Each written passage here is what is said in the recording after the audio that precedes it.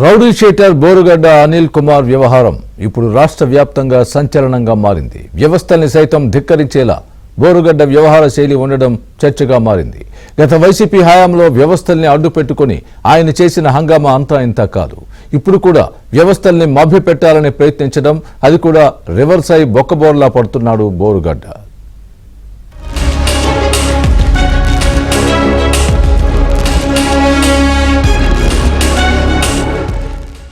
మధ్యంతర బెయిల్ కోసం తప్పుడు స్టేట్మెంట్లు ఇచ్చారు, నకిలీ డాక్టర్ రిపోర్ట్లు ఇచ్చారు. అన్ని బయటపడిన తర్వాత వీడియో రిలీజ్ చేసి బ్లాక్మెయిల్ చేసే ప్రయత్నం చేశారు. కోర్టు ఇచ్చిన గడువులోపు జైల్లోనూ లొంగిపోకుండా కొత్త నాటకాలు ఆడే ప్రయత్నం చేశారు. కానీ కోర్టు ఆగ్రహంతో సైలెంట్ గా వచ్చి లొంగిపోయాడు. ఇన్ని నాటకాలాడిన బోరుగడ్డకు ఇప్పుడు బెయిల్ వచ్చే అవకాశాలు కూడా తగ్గిపోయాయి.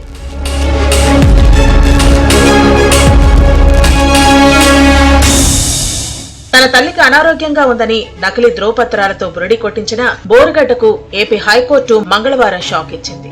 తల్లి అనారోగ్యాన్ని సాకుగా చూపుతూ గతంలో పొందిన మధ్యంతర బెయిల్ ను పొడిగించుకునేందుకు అనిల్ చేసిన ప్రయత్నానికి అడ్డుకట్ట వేసింది.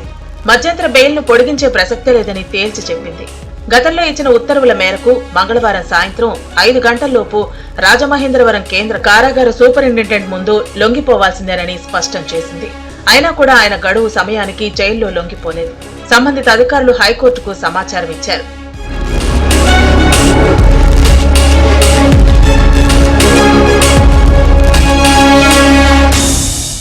తల్లికి సేవలు చేస్తూ చెన్నైలోనే ఉన్నారని ఆయన లాయర్ హైకోర్టుకు చెప్పుకొచ్చారు. ఈ విషయంపై హైకోర్టు సీరియస్ అయింది.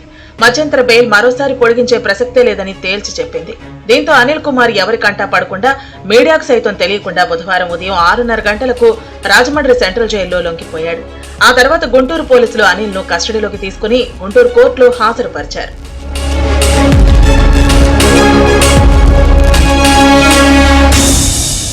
వైసీపీ హయాంలో జగన్ ఊ అంటే అరగంటలో చంద్రబాబు, పవన్, లోకేష్ లను చంపేస్తారని చెప్పేవాడు బోరుగడ్డ.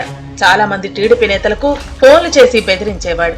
ఈ మాటలే కాకుండా ఆయనపై అనేక దందాల ఆరోపణలు, కేసులు ఉన్నాయి. ఇప్పుడు కూడా అదే తెలివి వాడదామనుకుని బోరుగడ్డ బొక్క బోర్లా పడుతున్నాడు.